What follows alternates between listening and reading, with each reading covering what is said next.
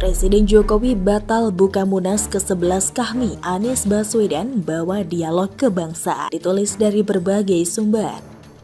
Sebelum kita lanjut, jangan lupa subscribe dan nyalakan loncengnya agar Anda menjadi yang pertama mendapatkan informasi dari jurnal terupdate.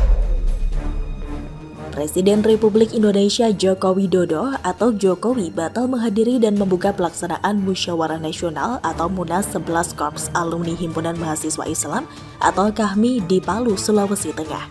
Padahal sebelumnya Jokowi dijadwalkan untuk memberikan arahan sekaligus membuka jalannya Munas 11 KAHMI. Akhirnya yang mewakili Jokowi untuk membuka Munas 11 KAHMI adalah Wakil Presiden Republik Indonesia Ma'ruf Amin. Sejumlah tokoh lainnya yang juga hadir dalam acara pembukaan Munas 11 KAHMI di Palu, diantaranya Menko Polhukam Mahfud MD, Wakil Presiden Republik Indonesia ke-10 dan 12 Yusuf Kala, mantan Gubernur DKI Jakarta Anies Rashid Baswedan, mantan Menteri ATR atau BPN Ferry Mursyid Baldan. Dalam sambutannya, Ma'ruf Amin menegaskan selama setengah abad Korps Alumni Himpunan Mahasiswa Islam atau KAHMI telah membuktikan aktif dan memiliki andil dalam membangun bangsa. Kami telah berkhidmat kepada bangsa melalui kerja ekonomi, politik, sosial, dan budaya yang berlandaskan pada nilai Islam dan Indonesia, katanya saat membuka musyawarah nasional di Palu Jumat kemarin. Dia berpesan agar semua berbakti kepada umat dan bangsa dan kepada umat manusia harus berdiri di atas nilai Islam dan keindonesiaan. Ia juga mengapresiasi program kerja KAHMI dalam mendukung kesuksesan agenda pembangunan pemerintah, antara lain melalui penguatan UKM dan pertemuan bisnis maupun kegiatan bersifat filantropi dalam rangka pemberdayaan masyarakat. Saya minta program KAHMI semakin relevan dan tepat sasaran secara ciri inovasi dan kolaborasi, ujarnya. Menurut dia, Munas 11 KAHMI adalah mekanisme yang strategis menjadi struktur kekuasaan tertinggi dalam pengambilan keputusan, sekaligus sarana konsolidasi seluruh anggota KAHMI. Jadi momen Munas menunjukkan bahwa kami dapat menjadi model demokrasi yang santun dan cerdas. Jangan sampai ada kursi melayang, pesannya.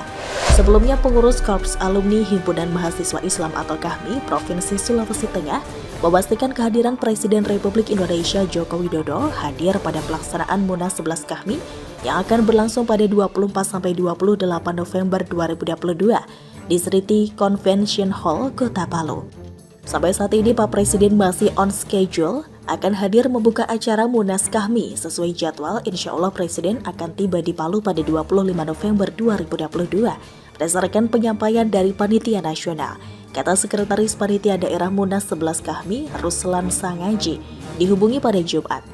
Ia juga memastikan pengamanan terhadap Presiden Jokowi jelang pembukaan Munas 11 KAHMI pada 24 November 2022 mendatang akan diperketat. Sebanyak 150 pasukan pengamanan Presiden atau Pas Pampres pada H-3 akan dikirim ke Palu untuk memastikan keamanan orang nomor 1 di Indonesia itu selama berada di Palu. Bahkan sebagaimana diketahui, Wakil Presiden Ma'ruf Amin membuka secara resmi Musyawarah Nasional atau Munas ke-11 Korps Alumni Himpunan Mahasiswa Islam atau KAHMI di Kota Palu, Provinsi Sulawesi Tengah pada Jumat 25 November 2022. Seyogyanya Munas ini dibuka langsung oleh Presiden Joko Widodo. Namun karena ada agenda lain, Presiden Jokowi memandatkan ke Wapres Ma'ruf untuk hadir membuka acara tersebut. Rangkaian Munas ke-11 KAHMI dimulai sejak kemarin 24 November 2022, termasuk Anies Baswedan yang didaulat membawakan dialog kebangsaan sekaligus menutup rangkaian hari pertama. Dalam sambutannya, Wapres menegaskan bahwa Munas adalah mekanisme organisasi yang strategis, menjadi struktur kekuasaan tertinggi dalam pengambilan keputusan sekaligus sarana konsolidasi seluruh anggota KAHMI. Wapres berharap Munas ini menjadi momentum untuk menunjukkan bahwa KAHMI dapat menjadi model demokrasi yang cerdas, santun dan matang. Seperti diketahui, hadir dalam acara pembukaan Munas ke-11 KAHMI antara lain Yusuf Kala, Mahfud MD, Said Didu, Ferry Mursyid dan sejumlah petinggi KAHMI lainnya. Perlu diketahui, sebelum menghadiri Musyawarah Nasional 11 Korps Alumni Himpunan Mahasiswa Islam atau Munas 11 KAHMI, bakal calon presiden dari Partai Nasdem Anies Baswedan menyampaikan pidato kebangsaannya yang bertema Presiden It's Time, Restorasi Indonesia di hadapan ribuan relawan dan kader di Kota Palu, Sulawesi Tengah, Kamis 24 November 2022. Anies mengajak semua relawan dan semua masyarakat Sulawesi Tengah agar bersatu menjaga persatuan Indonesia. Jangan ada yang saling bermusuhan saat berkompetisi. Anies menyatakan yang akan dibawa ke depan adalah bukan semata-mata target menang, tapi yang akan diwujudkan ke depan adalah keadilan sosial bagi seluruh rakyat Indonesia. Misi yang harus kita wujudkan bersama adalah memperbaiki Indonesia, yaitu mewujudkan keadilan sosial bagi seluruh rakyat Indonesia, kata Anies. Menurut mantan Gubernur DKI Jakarta itu, menjalankan keadilan sosial tidak bisa dikerjakan sendiri atau diusahakan oleh satu partai saja, melainkan tanggung jawab semua orang yang dilaksanakan secara bersama-sama. Di hadapan relawan, Anies menyampaikan ucapan terima kasih atas sambutan ribuan masyarakat Sulawesi Tengah yang telah diberikan untuk kedatangannya kali ini ke Kota Palu. Perlu diketahui Presiden Joko Widodo tiba di Stadion Gelora Bung Karno atau GBK untuk menghadiri rangkaian kegiatan Nusantara Bersatu pada Sabtu 26 November 2022, sehari sebelum Munas Kahmi. Kepala negara tiba di Stadion GBK menggunakan pakaian ciri khasnya yakni kemeja putih dan celana panjang berwarna hitam. Kantor berita Antara melaporkan kedatangan orang nomor 1 di Indonesia tersebut disambut langsung oleh penjabat atau PJ Gubernur DKI Jakarta Heru Budi Hartono. Sebelum masuk ke stadion utama GBK, Presiden Jokowi tampak terlebih dahulu berbincang-bincang dengan staf khusus Presiden, Amiruddin Makruf selaku Ketua Panitia Kegiatan Nusantara Bersatu. Bagaimana menurut Anda? Sial lagi, SMRC sebut elektabilitas Nasdem merosot, Anies efek hanya mimpi, ditulis oleh Syardi dari siwar.com. Sebelum kita lanjut, jangan lupa subscribe dan nyalakan loncengnya agar Anda menjadi yang pertama mendapatkan informasi dari jurnal terupdate. Cap politik identitas memang sepertinya sudah melekat kuat dalam diri Anies.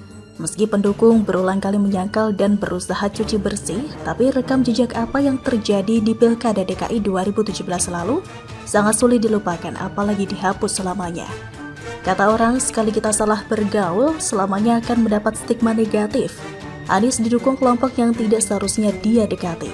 Tapi demi ambisi menang pilkada, demi menduduki kursi gubernur, Anies mau mengambil dukungan dari kelompok 212 dan lain-lain.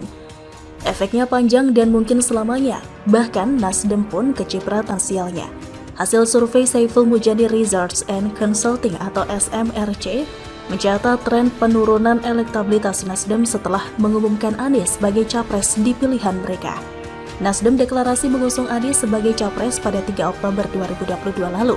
Sementara dalam survei yang dirilis pada kemarin lusa, SMRC mencatat elektabilitas Nasdem berada di angka 4,8%. Angka tersebut turun dari Oktober sebanyak 5,4%. Menurut survei ini, Nasdem masih berada di ambang batas parlemen, tapi situasi terus memburuk dan genting. Tren penurunan juga terjadi pada Gerindra dari 11% pada Agustus menjadi 9% pada November, padahal Prabowo resmi nyapres.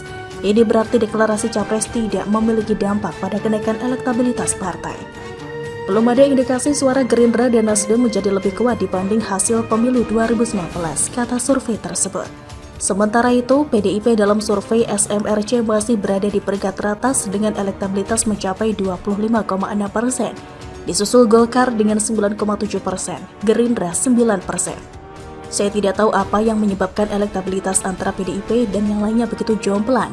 Golkar pun tidak sampai 10%. Anies ini mulai kelihatan tanda-tanda sebagai kartu mati. Jadi siapapun yang berani mengusungnya akan kena efeknya. Nasdem sudah merasakan itu saat ini. Bukan semakin bagus, tapi performa Nasdem kian parah. Nasdem ibarat berpikir sudah mendapatkan emas berkilau yang ternyata besi biasa yang berlapis emas. Tidak laku dan tidak ada yang mau menyimpang. SMRC juga memprediksi Nasdem bakal kehilangan banyak suara di Indonesia bagian timur di pemilu 2024 jika nekat mengusung Anies sebagai calon presiden. Direktur Riset SMRC, Denny Irvani, menyebut dukungan pada Nasdem menurun sejak digambarkan dekat dengan Anies Baswedan sejak beberapa bulan lalu. Dukungan pada Nasdem di Indonesia bagian timur mengalami penurunan dari 10,8% pada bulan Mei 2021 menjadi hanya 3,9% pada Agustus 2022. Menurut Denny, profil pemilih di Indonesia Timur mayoritas merupakan pemilih non-Muslim, sementara Anies selama ini lekat dengan kelompok-kelompok Islam. Dengan demikian, Nasdem akan kehilangan banyak suara di Pileg. Selama ini pemilih Nasdem banyak yang berasal dari Indonesia bagian timur. Nasdem lupa atau memang tidak mau tahu bahwa selama pemilu 2019, pemilih Nasdem lebih banyak disumbang dari pendukung Jokowi Ma'ruf Amin ketimbang Prabowo Sandiaga Uno. Tepatnya 12% pemilih Jokowi pada Pilpres 2019 ikut memilih Nasdem. Dukungan dari masa pemilih Jokowi selalu lebih besar dibanding dukungan dari masa pemilih Prabowo. Jadi ini indikasi bahwa Jokowi pada saat 2019 memberikan dampak yang positif terhadap elektabilitas Nasdem, kata Denny. Nasdem apakah sudah kapok? Tampaknya belum dan mungkin tidak akan peduli, tapi setidaknya Nasdem pasti gemetar dan sedikit risau. Anies yang dianggap sebagai faktor utama penyelamat partai malah semakin menyungsepkan partai. Keep up the good work, pertahankan terus prestasi ini, bila perlu teruslah turun ke bawah sampai tiba saatnya menyesal pun sudah terlambat.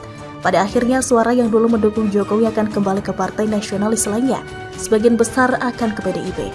Sedangkan suara pemilih Anies akan kabur ke PKS. Nasdem ini ibarat dalam dunia entertainment, mengabaikan keinginan fans sehingga ditinggalkan dan turun pamor. Nasdem hanya mendapatkan puing-puing politik yang tidak berharga. Sudah tahu Anies itu rekam jejaknya banyak yang tidak beres, masih juga berani mengusung Anies. Biasanya setiap parpol yang mengusung capres ada konsultasi politiknya. Saya jadi penasaran, apa yang menyebabkan Nasdem begitu pede mengusung Anies? Bagaimana menurut Anda?